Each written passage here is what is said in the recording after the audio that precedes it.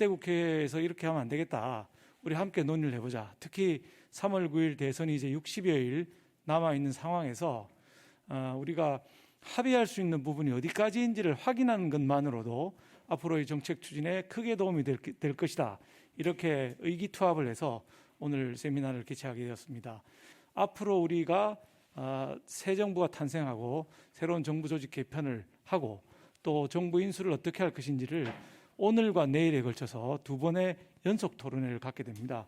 좋은 의견 많이 주셔서 여든 야든 보수든 진보든 어느 쪽이든 집권해서 좋은 정부 만들어서 국민의 삶의 질이 개선될 수 있는 그런 성과를 냈으면 좋겠다는 바람입니다.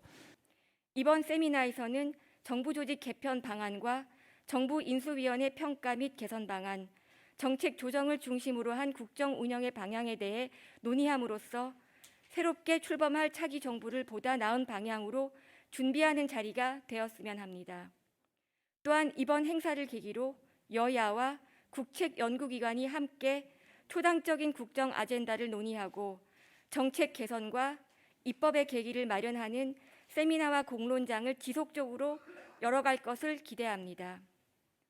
바쁘신 와중에도 이번 세미나 시리즈에 참여해 주신 발표자, 토론자 분들께 깊은 감사의 말씀을 드립니다.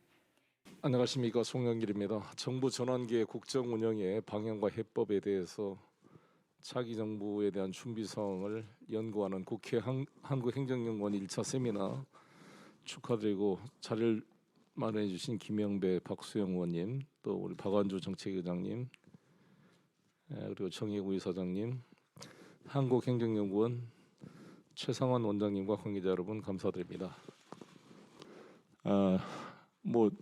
누가 지금 정권을 다시 국민으로부터 신임받을지 알 수 없지만, 만약에 이재명 후보와 저희 민주당이 국민의 신임을 얻게 된다면 오늘 토의된 이런 결과들을 적극 수용을 해서 3월 9일부터 5월 9일까지 진행되는 2달 동안 인수위원회가 정말 내실 있게 돼서 새로운 정부의 국정 방향을 바로 세우는데 크게 도움이 되지 않을까 생각합니다. 오늘 세미나 정말 기대가 되고 결과를 제가 우리 김영배 최고를 통해서 잘 저도 공부하도록 하겠습니다. 오늘 좋은 토론 기대합니다. 감사합니다. 이번 정부 전환기 국정 운영의 방향과 해법 세미나는 차기 대선 및 차기 정부 출범을 앞두고 그동안의 국정 운영 및 정부 조직에 대한 현황을 진단하고 이를 바탕으로 그 개선책을 논의해 보고자 하는 자리입니다. 이와 관련해서 이번 세미나가 매우 의미 깊은 것은 국회의 양주축인 더불어민주당과 국민의힘의 정책위원회가 중심이 되어 이번 세미나를 개최한다는 점입니다. 정당 정책의 관점에서 볼 때 정당의 핵심적인 기능 중에 하나가 정부 창출인 바 대선을 앞둔 지금의 시점에서 차기 정부의 가장 우선적인 과제인 국정 운영 및 정부 조직 개편에 대해 세미나를 개최하는 것은 매우 시기적절한 일이라 생각합니다. 차기 정부는 이 모든 것을 수행해낼 수 있는 역량을 갖춘 유능한 국가가 되어야 합니다. 이번 토론회에서는 이상과 같은 문제들이 진지하게 논의될 수 있기를 바랍니다. 코로나19로부터 일상 회복이 쉽지 않은 추운 한겨울의 지금의 상황에서 이번 토론에 참여해 주시는 모든 분들에게 다시 한번 감사의 마음을 표합니다. 정부 조직 개편은 차기 정부의 국정 운영과 비전 그리고 정치 철학을 보여주는 주요한 사항입니다. 코로나19 이후 변화된 경제 상황에 기민하게 대응하고 확대된 양극화를 극복하는 등 국민의 보편적 삶에 대한 국가 책임을 강화해 나가야 합니다. 다시 한번 정부 전환기 국정 운영의 방향과 해법을 모색하기 위해 토론회에 참석해 주신 우리 발제를 맡아주신 정수현 연구위원님, 박성민 교수님, 자장을 맡아주신 이승종 교수님, 토론회에 참석해 주신 우리 존경하는 정태호 의원님, 박수영 의원님, 신은기 교수님께 감사 말씀드리고 토론회가 성공적으로 마치기를 기원드리겠습니다. 사실 이 자리 준비하면서 저는 세 가지 좀 기대가 있었습니다. 하나는 문재인 정부가 인수위가 없이 시작했기 때문에 무엇보다 여러 과제를 감당해야 될 막중한 정부가 이제 출범을 하게 되는데 예측 가능성, 이게 굉장히 중요하다. 그런 시점에서 오늘 이 자리가 좀 의미가 있겠다 이런 생각을 했었고요. 두 번째는 대통령 선거 시기이기 때문에 이 대통령 선거의 시기의 특성을 잘 살려서 우리가 좀 잘하면 온 국민이 이런 이제 고민에 대해서 한번 나눌 수 있다. 그래서 이게 어젠다 세팅이라 그러잖아요. 그래서 이제 굉장히 좀 시기적으로 의미가 있겠다. 그래서 정당 간의 경쟁은 갈수록 격화되지만 국회와 정부, 국회와 국민, 국회와 시민사회, 국회와 정당이라고 하는 새로운 관계 설정이 이제는 좀 필요할 때가 됐다.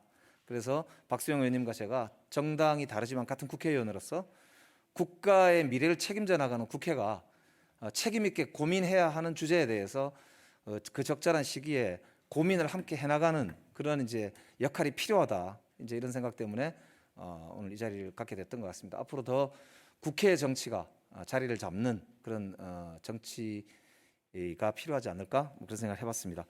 차기 정부 효율적인 국정 운영을 위한 정부 조직 개편을 논의하는 오늘 세미나는 여야를 떠나 대한민국의 미래를 위해 매우 중요한 자리입니다. 귀한 시간 내어주신 모든 분의 고견을 새겨 차기 정부에서 효율적인 조직 개편과 혁신적인 국정 운영이 달성될 수 있기를 바라겠습니다. 저 역시 대한민국의 위기 극복을 위해 노력하겠습니다. 고맙습니다. 2022년 1월 4일 더불어민주당 제20대 대통령 선거 후보 이재명. 오늘 세미나에서 폭넓은 의견 교환을 통해 차기 정부의 국정 운영 방향과 관련한 발전적인 대안들이 제시될 수 있기를 기대합니다. 오늘 세미나 개최를 거듭 축하드리면서 참석하신 모든 분들의 가정에 건강과 행복이 함께하시길 기원합니다. 감사합니다. 2022년 1월 4일 국민의힘 대통령 후보 윤석열 대도. 코로나19 이후 회복을 위해서는 정부 기능은 확대되어야 하지만 정부 기능은 축소가 필요하다는 의견이 많이 있었고요. 그다음에 현재 부처 간의 유사정복 기능은 가외성을 고려하여 적극적으로 통합 조정이 필요하다라는 의견이 주셨습니다. 그다음에 중앙과 지방 간 관계에서는 지방 정부의 역할 확대 그리고 시민사회와의 협력 거버넌스 확대가 필요하다는 의견 주셨고요. 네, 공공과 시장의 관계에서도 이제 시장의 역할 확대 필요성이 강조되었습니다. 조직 환경의 변화에 대응하기 위한 정부 조직 디자인의 변화가 차기 정부 조직 설계에서는 필요할 것입니다. 두 번째는 기존의 관료제적 정부 조직과 새로운 형태의 정부 조직의 조화로운 운영이 필요하다는 것입니다. 그리고 마지막으로 차기 정부 조직은 코로나19 위기를 극복하고 나아가서 국가 경쟁력을 제고할 수 있는 기초가 되어야 합니다. 차기 정부의 조직 개편은 이러한 효율적이고 대응성 높은 정부 조직의 출발점이 될 수 있을 것으로 생각됩니다. 첫 번째 우리 보면 국가 책임 강화라는 부분에 가장 큰 거시적인 어떤 담론들이 담겨져 있고요. 마지막 부분에 정부 조직의 구조와 행태 문화를 쇄신하기 위한 OS 개편. 이 부분이 이제 마이크로한 부분에서 이제 저희가 담아낼 수 있는 담론이라고 생각을 합니다. 이 두 가지 꼭지들이 잘 연계되어서 진행이 된다면 아마 차기 정부의 정부 조직의 방향과 전략들은 거의 성공적으로 진행되지 않을까 감히 예상을 하고요. MZ세대를 위한 공직인색 개혁, 그다음에 많은 우리 MZ세대들이 불만을 가지고 있는 공정성과 형평성에 대한 이야기들, 그리고 직무 역량 중시 평가 시스템 구축이라는 부분에서 우리가 좀 한번 좀 강하게 생각들을 담아낼 필요가 있을 것 같고요. 신속한 의사결정과 책임성 확보를 위해서 우리 적정한 권한 위임과 배분이 필요하다는 부분이죠. 역대 정부가 대체적으로 조직 개편을 해왔습니다. 그런데 각각을 보면은 나름대로 시대 정신을 반영한 그런 국정 철학의 어떤 실천 수단으로 이 조직 개편을 해왔던 것 같고요. 이제 그런 관점에서 보면은 다음 정부는 어떤 시대 정신을 가지고 정부 조직 개편에 이러한 그 정신을 반영할 것인가, 그런 관점에서 한번 저희들이 살펴볼 필요가 있다 생각을 합니다. 정부의 기능과 역할은 확대되어야 한다. 그러나 정부 규모는 작아야 된다. 이 두 가지 역할은 강화되면서 규모는 작아진다는 게 과연 이 양립할 수 있는 그 명제인지 이 부분이 조금 아무리 AI가 발달하고 디지털화가 진행된다 하더라도 정부 기능은 확대하면서 규모는 작다. 이게 어떻게 가능한 건지 제가 우선 잘 모르겠다는 말씀을 드리고요. 아까 박성민 교수님 발표에도 그 일하는 공무원들의 생각과 자세가 바뀌어야 된다고 하는데 청와대 중심, 기재부 중심으로 가서는 일하는 자세가 바뀌지 않고 위만 쳐다보게 되거든요. 우리가 이제 민주화 이후로 정권 교체가 됐을 때는 주로 통합의 논리, 즉 대부처주의로 가는 경향이 있습니다. 예를 들어 보면은 YS 때, DJ 때, 그다음에 이제 이명박 정부 때, 이때는 대표적인 대부처주의로 간 거죠. 통합의 원리가 작동한 거죠. 그리고 이제 정권 재창출이 일어났을 때는 보면 이제 약간 분화의 원리 혹은 이제 정부 조직이 현행상을 유지하거나 혹은 약간 분화, 좀 조직이 늘어나는 경향이 있었는데 지금은 이제 정권이 이제 재창출되든 혹은 정권이 교체되든 약간 분화의 원리가 작동할 가능성이 있는 것 같아요. 대통령제를 대통령제답게 운영하는 게 제일 중요하다고 보고요. 저희들은 이제 또 고민하는 거는 예를 들어서 정당 정부론을 고민을 많이 합니다. 대통령이 당선되고 나면은 정당하고 유리돼 가지고 그 정당이 가지고 있는 고유한 정치적인 철학과 어떤 정체성에 맞는 정책들이 계속 이제 추진이 돼야 되는데 그렇지 못한 현상들이 벌어지고 있는 거에 대한 문제 지적들이 많습니다. 그래서 우리 이제 민주당 이재명 후보는 상당히 시장 만능주의 쪽에 가까이가 있고 윤석열 후보는 정부 만능주의에 가까이가 있고 윤석열 후보는 시장 만능주의에다가 정부 만능주의 쪽에 약간 한 발 정도 오는 이 정도 스탠스에 있는 것 같습니다. 그 중간에 어디서 돼야 되는가 질문인데 그거는 우리 행정학자님들께서 많은 논의를 좀 해주셨으면 감사하겠습니다. 예.